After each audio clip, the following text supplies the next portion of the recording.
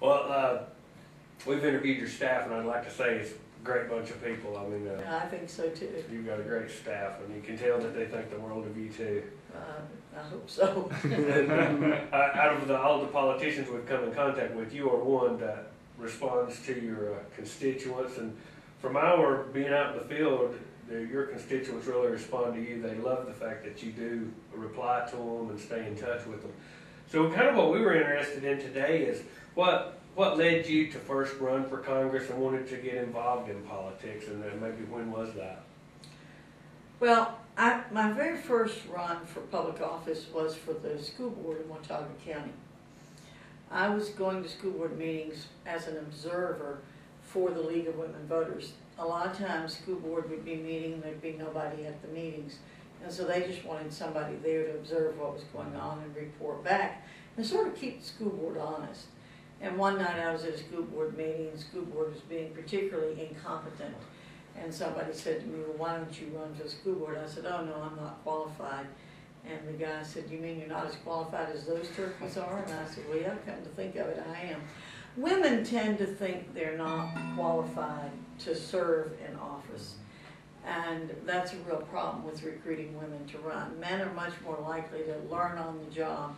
But I had a master's degree at the time, was working at Appalachian. So anyway, I ran for the school board in '74 and I lost. And then I ran in '76 and I won. I was the top vote getter. And I served on the school board for 12 years. I was president of a community college, decided to get off the school board. Then, as I was leaving the community college, I was asked to run for the state senate. I ran in '94 in a district no Republican had ever won, and I won. I served in the state senate for 10 years, and then when Richard Burr decided to run for the United States Senate, people encouraged me to run, and I did. So that's how I got into it. I sort of eased my way into it, which is really a good way to do it, in my opinion. There are some people who run for Congress for their first job. I can't really imagine having done that, Right. because I think you need to know something of the legislative process before you get up here. So I'm glad I did it that way. Once becoming a congresswoman, what were some of the things that surprised you? Maybe some of the things that were more difficult than you expected, or maybe more interesting or pleasurable than you expected serving your constituents in North Carolina? Well, I don't think I thought much about it before I came here, but getting to know 434 people is a challenge. Yeah. There are 435 of us in the House and there are 100 in the Senate. And so you need to know the people with whom you're working, and that's a huge challenge. The wide range of issues that you deal with is also a challenge. You know, I at one time in the state Senate represented 300,000 people. And I was told when I first ran for Congress, you can't think about this as a double Senate district. It's on a different level, and it really is. I was talking to a group of students in a program at Appalachian a few minutes ago, and they asked me a similar question, and I said, well, you know, we basically need to know something about the whole world, because in the state Senate you're dealing with statewide issues, and you have to know something that's going on at the federal level. But here we need to know what's going on in Azerbaijan, what's going on in Belarus, what's going on in Ghana. You need to know about the whole world, and the full range of issues is really phenomenal that you need to be on top of. You know, I get letters from constituents about every conceivable subject, and I answer all my own mails. So I have to spend a lot of time getting to know issues that I might not need to know about just doing committee work.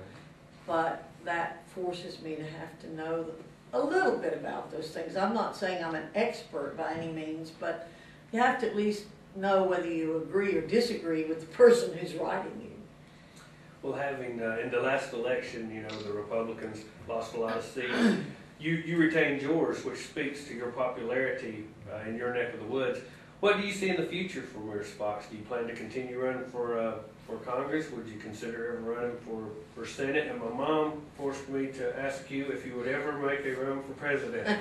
You have a vote there if you do.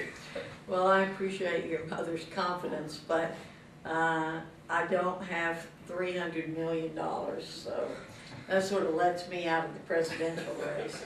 I never made a plan about being in office.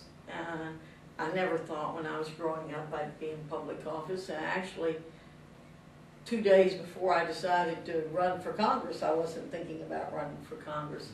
So I don't really have any plans. And this is what I tell young people all the time. I've always done my best to do my job at hand the very best I can do it. And then hope that I could discern what's the next stage in life. And so that's all I do. As I'm trying to be the very best member of Congress that I can possibly be, and then hope that I will understand what it is God wants me to do next. So no plans. I don't know I don't know the future, and don't know how long I would serve. I don't make plans for myself. I'm just hoping to get what I'm supposed to be doing revealed to me. Well, being a member of Congress, you have to, or the House, you have to continually be on the campaign trail in a manner of speaking, unlike the Senate. Or does that ever, does that get easier with each term? Or? Well, I am very active in the district, and so I'm out every weekend anyway, visiting with the people, trying to be at as many functions as I can be. My attitude is if it's important to the people in my district, then it should be important to me. So if there's a fair going on or a festival, I'll go to as many of those as I can. Raising money is a big challenge because money has become a huge issue in politics, and even in races that are not tremendously competitive, you have to have a lot of money because you never know what's coming down the pike. You never know when a self-funder, meaning somebody who can come in and put in millions of dollars, will run against you. So fundraising is not the happiest thing we do, but that certainly is a challenge to have to do. But I think the founders were right to set up 2-year terms. A lot of people don't like them, but it forces us to stay close to the people. The members who don't stay close to the people are in those districts that are really gerrymandered, where they're not likely to lose. We need much more balanced districts, I think, so that you have to hear both sides of the issues and you have to be accountable to the people. The House is the people's house. The only way we get here is by being elected. You can't be appointed to this seat. It's the only elected office in the United States to which you cannot be appointed, because constitutionally we have to be elected. Right. So even if there was some issue in the middle of a term, the new replacement would have to be elected? Right. Yeah, if someone dies or resigns in the middle of their term, then there would be a special election. The states all have laws governing when that would be. After 9/11, the Congress passed a law, in fact, the first year I was here, so that we could tighten up that time frame, because had that